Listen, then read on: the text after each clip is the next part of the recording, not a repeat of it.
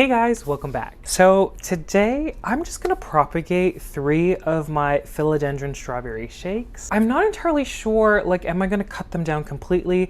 I mainly wanna take the top cuttings from each of these plants because I kind of want a strawberry shake that I don't propagate at all. And so I have 3. Variegation wise, I try to get a balanced specimen, but again, it's hard. It's very unpredictable with strawberry shakes sometimes. So we have 1, 2, and my absolute favorite, number 3. Look at this top leaf, guys.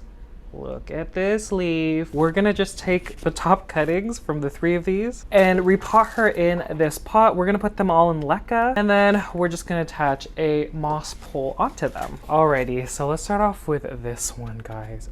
Oh my gosh. She is so pink, she's so wonderful. So I'm picking this specimen specifically because you could see the pink stripes and they're kind of consistently alternating in the stem. Obviously, it's not true all the time that you'll get a good propagation following that rule, but there's obviously just a better chance of you getting a balanced variegated leaf. And so I'm picking this one because the last 3 leaves of this top cut, they're pretty balanced. So there's 1, number 2, and then number 3. So pretty balanced here. And I'm just cutting right above this really variegated leaf in the hopes that the node attached to this leaf will push out a new growth point that's really variegated. Also, you can see that the adventitious roots are going wild. And so they'll be easy to propagate. When you're assessing your aerial roots, just assess if they're dried out. Obviously, you'll have a better chance. If they're not, you can see this one specifically is really red at the tip. So that means it's a fresh aerial root. Plus, I like to have 2 nodes. So I'm gonna cut right here, and then we have this node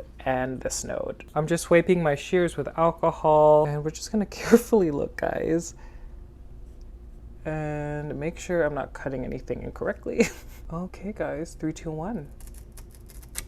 Ooh, it's gonna fall, it's gonna fall. Oh, wow, guys. Here she is, she's so pretty. So clean cut over there. And just so you can see, this is the top leaf that I'm leaving. A lot of times with strawberry shakes, the node where it'll push out new growth is inside the petiole. I don't know if that makes any sense. So the logic is if you keep this variegated leaf, since it grew out from the stem over here, the node over here will also be variegated. Make sure you have a towel or a paper towel just to catch the drippings, just because it is sticky and it's bright pink, so just make sure you don't get it on anything. Okay, so that's number 1. Let's move on to the second plant. So strawberry shake number 2, not as variegated as the first one, but like I said, I kind of prefer sometimes if there's more green, just because you'll get bigger leaves faster. And I forgot to mention, we're at a really good time propagating these cuttings just because I like to feel the petiole here. If I feel that there's a new growth, if it's bulging, then I don't like cutting at that point because a lot of the time that new growth is already in there and it rots. And it rots because you're putting your plant through shock. Obviously, it doesn't have strong or big enough root system to sustain new growth. And so the same with the second one here. There is no new growth there, so it's a perfect time to cut. So following my rules from the last one, we're gonna keep these 2 nodes, 1 and 2. So we're cutting right below here. And again, we're just making a chop, 3, 2, 1.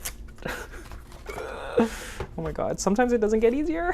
Clean cut right over there, and I'm just gonna put it with the other one. And I guess this specific specimen, there are a few plants branching off from the bottom. You could see that the leaves that I've left, they are variegated, but I kind of want more variegation to come out. So I'm just gonna cut right above this leaf just because it's really variegated. We'll see what happens. And so this leaf, 3, 2, 1. And we're cutting this leaf, 3, 2, 1. And lastly, this green one, 3, 2, 1.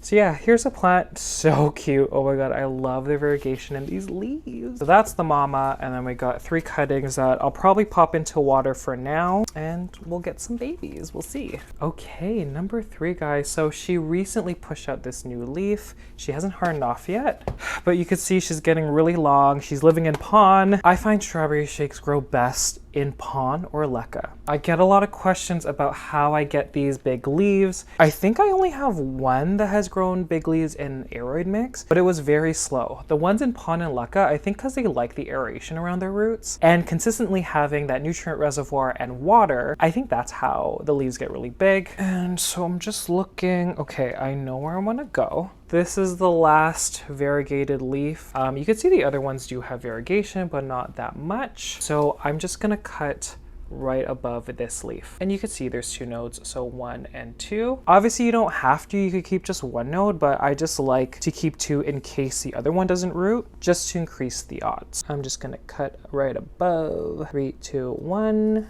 Cute. So we have these 3 leaves, and yeah, I'm just gonna keep this one as is. There is a chance that there will be new growth points from other nodes here, but we'll just see what happens. If there is, I'll wait for it to grow. If it's not variegated, I'll just chop it off, and hopefully the energy will be channeled to the top. Alrighty, I've said this before, I don't necessarily wait long for the ends to callus over. I'm just grabbing some old LECA. Let me just rinse it in the sink for a little bit.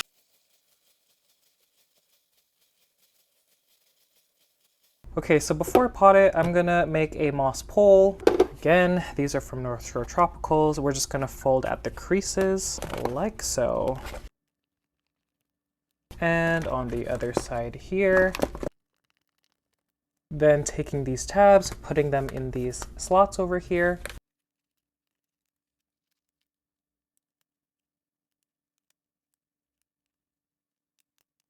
Okay. We have this cute little pole. I might just put LECA in here and not moss. I don't know. Okay, again, I'm grabbing my wires from Crystal Star Nursery. Okay, so this is the plan. I don't know if y'all can see.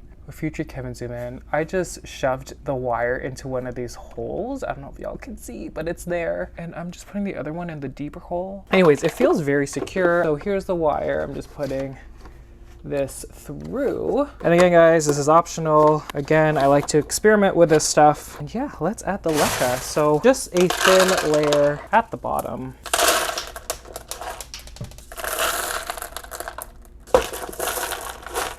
Okay, so let's start putting the cuttings. So the biggest thing is just to make sure both the nodes are covered by the LECA.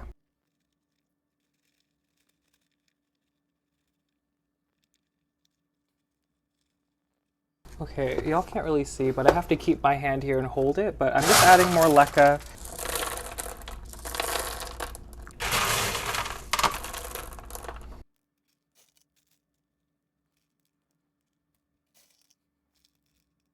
So I'm just shaking it just to make sure the LECA is dispersed around the roots.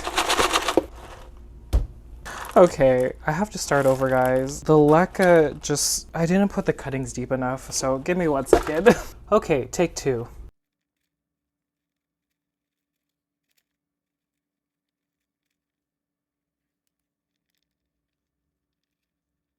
Okay, I think that's good, guys. I'm putting the LECA back.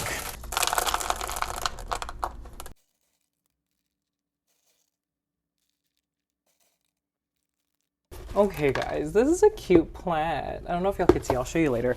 I'm just gonna put LECA in the moss pole. Oh my god, guys, watching the LECA drop through the moss pole, it reminds me of Plinko. Price is Right, anyone?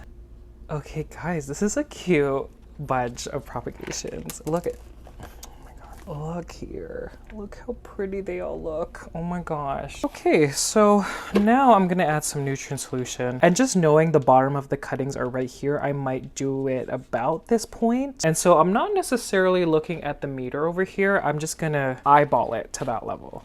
Okay, I just rinsed the leaves because they were dusty. Okay, I'm just taking a peek and just like, whoop!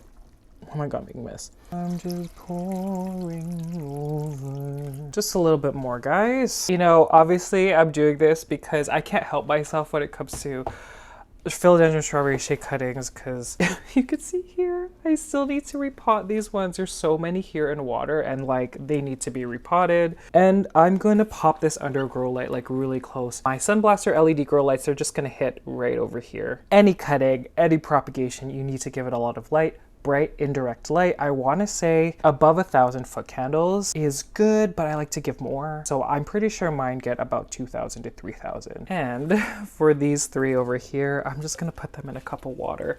Just plain tap water. So when I propagate in water, obviously covering the adventitious roots. I like to change the water a lot, like every 2 to 3 days. And yeah, that's what I've been doing with these ones next to my west-facing window here. My west-facing window gets a lot of light. You could see that the roots are just going wild here. So I might put this one right next to it. I do want to propagate more of these. I don't know. I have so many cuttings. I'm getting a lot of questions about strawberry shakes. I'm getting a lot of DMs about, you know, selling my strawberry shakes.